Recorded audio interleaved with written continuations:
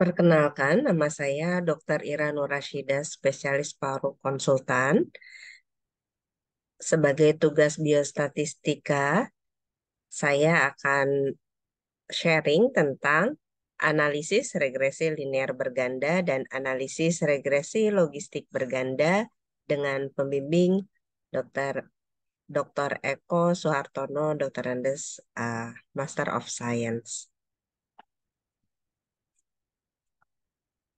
Sebagai kita ketahui bahwa analisis multivariat adalah teknik analisis yang merupakan perluasan atau pengembangan dari analisis bivariat. Analisis bivariat hanya melihat hubungan atau keterkaitan dua variabel, maka teknik analisis multivariat bertujuan melihat atau mempelajari hubungan beberapa variabel atau lebih dari satu variabel independen dengan satu atau beberapa variabel dependen. Umumnya satu variabel dependen dengan beberapa atau lebih dari satu variabel independen. Ada dua yang akan kita bahas di sini, yaitu analisis regresi linear berganda dan analisis regresi logistik berganda. Apabila hanya terdapat satu variabel bebas dan satu variabel terikat, maka regresi tersebut dinamakan regresi linear sederhana. Namun apabila terdapat lebih dari satu variabel bebas atau variabel terikat, maka disebut regresi linear berganda. Seperti kita tahu sebelumnya bahwa regresi linear akan digunakan apabila variabel dependennya berupa numerik. Regresi linear berganda merupakan model regresi yang melibatkan lebih dari satu variabel independen. Pada regresi linear berganda, yaitu merupakan model persamaan yang akan menjelaskan hubungan satu variabel tidak bebas atau kita sering sebut sebagai variabel respons atau Y dengan dua atau lebih variabel bebas atau variabel prediktor atau X1, X2, dan seterusnya. Tujuan dari uji regresi linear berganda adalah untuk memprediksi nilai variabel tak bebas atau variabel dari respon Y apabila nilai-nilai variabel bebasnya atau variabel prediktor yaitu X1, X2, dan seterusnya atau sampai Xn diketahui. Maka akan ada persamaan regresi linear berganda secara matematika yang diekspresikan oleh rumus Y sama dengan A ditambah B1 X1 ditambah B2 X2 sampai Bn dan Xn. Untuk mengetahui persentase pengaruh variabel-variabel X1 dan X2 terhadap variabel Y akan digunakan koefisien determinasi atau kita kenal dengan R2. Rumusnya seperti di dalam slide ini, yaitu apabila R2 bernilai 0, maka dalam model persamaan regresi yang terbentuk, variasi variabel tak bebas Y tidak sedikit pun dapat dijelaskan oleh variasi variabel-variabel bebas X1 dan X2.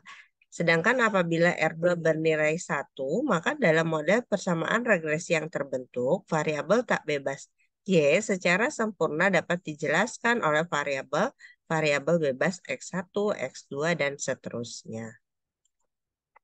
Kemudian ada juga koefisien korelasi ganda atau kita kenal sebagai R. Untuk mengetahui seberapa besar korelasi secara serentak atau simultan antara variabel-variabel X1, X2, sampai Xn dengan variabel Y dapat digunakan koefisien korelasi ganda tadi. Apabila nilai R biasanya adalah kurang dari -1 atau -1 kurang dari R dan R kurang dari +1 dengan dengan penilaian bahwa nilai R mendekati nilai +1 atau -1, maka dapat dikatakan bahwa semakin kuatnya hubungan atau korelasi yang terjadi.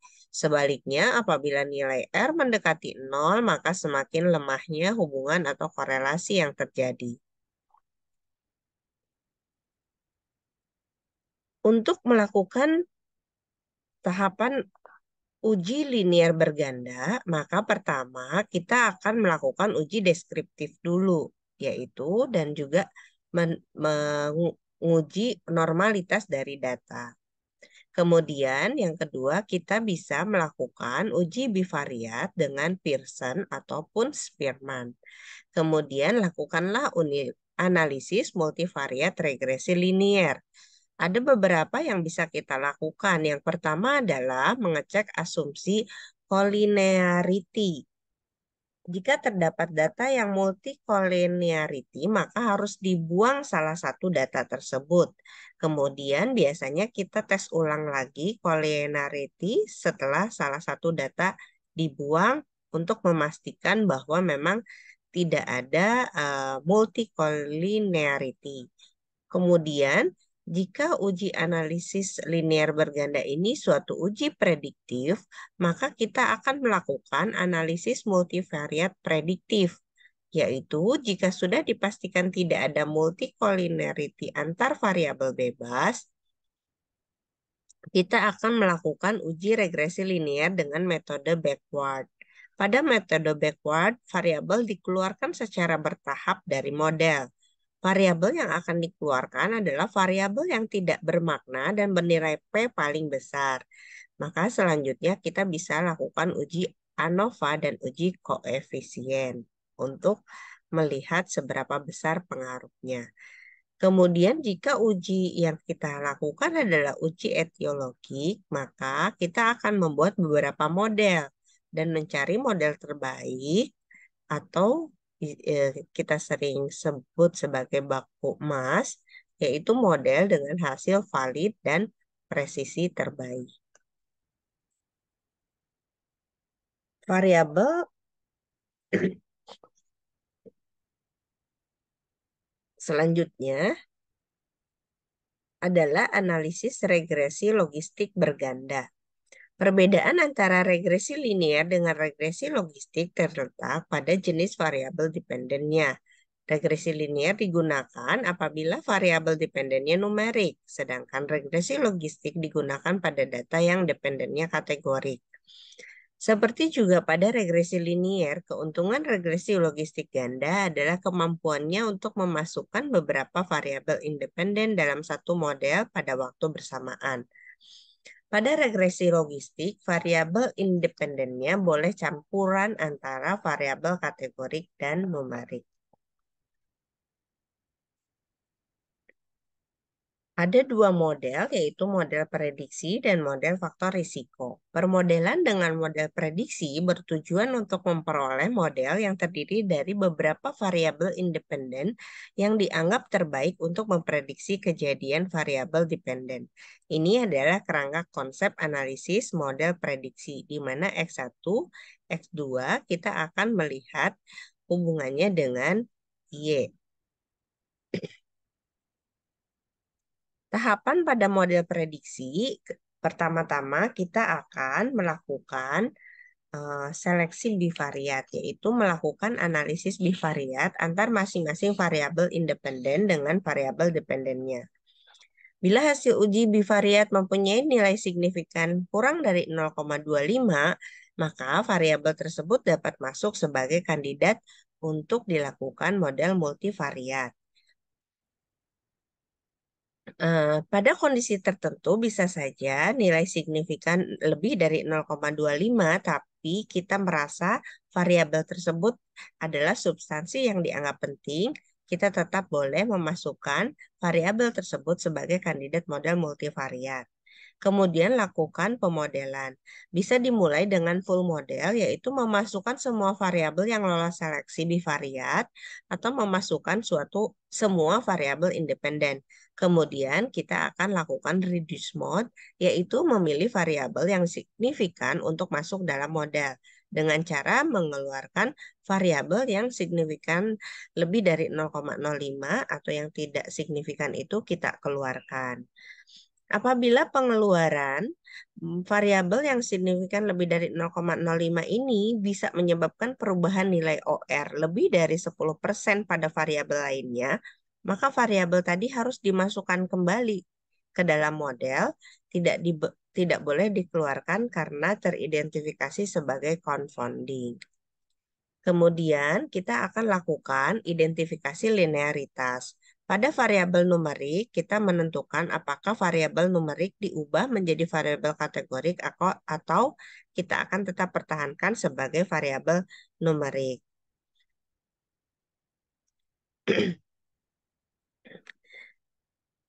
Apabila nilai OR masing-masing kelompok menunjukkan bentuk garis yang lurus, maka variabel numerik dapat dipertahankan. Kemudian yang keempat adalah identifikasi interaksi. Setelah memperoleh model yang membuat variabel-variabel yang penting atau signifikan atau confounding, maka langkah terakhir adalah memeriksa kemungkinan interaksi antara variabel-variabel independen. Penentuan variabel interaksi harus didasarkan atas pertimbangan logika substansif dan pengujian interaksi dilihat dari kemaknaan uji statistik. Ketika uji statistik P kurang dari 0,05, maka variabel interaksi penting dimasukkan ke dalam model. Yang terakhir adalah final model, di mana model yang memuat variabel-variabel penting nanti kita akan melakukan tes signifikan atau menentukan confounding dan juga interaksi dari final model tadi, di mana di situ hanya berisi dari variabel-variabel yang signifikan atau variabel-variabel yang penting saja. Untuk model faktor risiko, pemodelan dengan model ini bertujuan untuk mengestimasi secara valid hubungan satu variabel independen utama dengan variabel dependen, sekaligus mengontrol beberapa variabel independen lainnya atau variabel confounding. Kerangka konsep analisis model faktor risiko adalah sebagai berikut, di mana hubungan antara X1 dan Y bisa dipengaruhi oleh X2 dan X3. Tahapan model untuk faktor risiko, pertama kita langsung melakukan full model, yaitu langsung lakukan pemodelan lengkap mencakup variabel independen utama dan semua variabel kandidat confounding. Masukkan semua variabel independen tanpa melalui proses seleksi bivariat.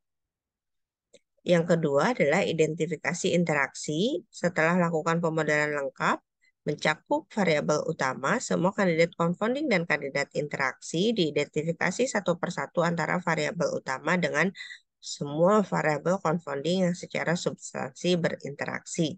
Kemudian yang ketiga adalah identifikasi confounding.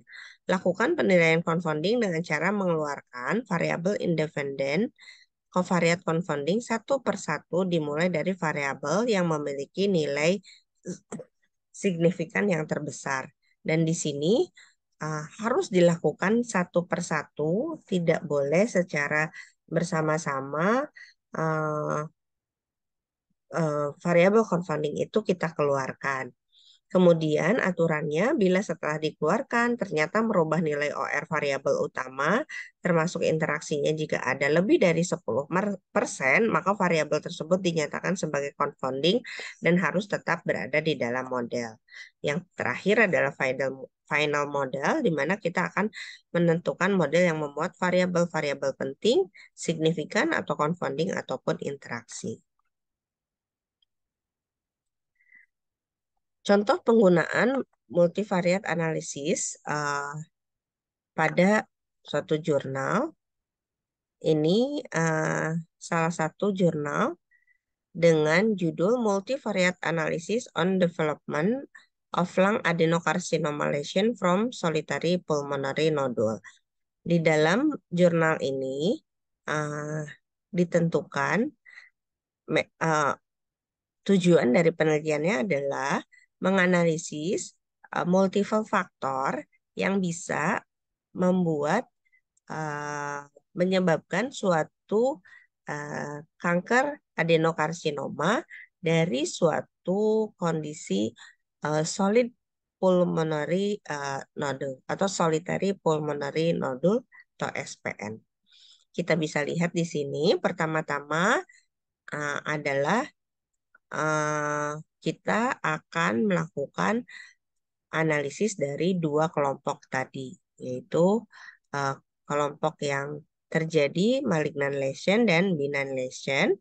Kita di sini bisa lihat bagaimana nilai-nilai p-value-nya. Jadi untuk umur, kemudian course of disease, kemudian nilai sifra, dan diameter itu adalah hasil yang p-value-nya signifikan, maka kita akan bawa variabel tersebut ke dalam uji multivariat. Karena bentuk atau datanya adalah data kategorik, maka kita lakukan di sini peneliti melakukan suatu multivariat logistik regression analysis. Di sini kita bisa lihat bahwa umur, diameter, dan sifra 211 itu secara signifikan berpengaruh terhadap terjadinya suatu kanker adenokarsinoma dari suatu solitary pulmonary nodule dengan nilai odds ratio-nya adalah untuk age adalah 1 kali, kemudian untuk diameter itu 7,5 dan untuk sifra 211 adalah 0,13. Mungkin itu yang bisa saya sharing pada video kali ini. Mudah-mudahan bermanfaat. Kritik dan saran boleh disampaikan kepada uh, saya pribadi. Terima kasih banyak atas perhatiannya. Wassalamualaikum warahmatullahi wabarakatuh.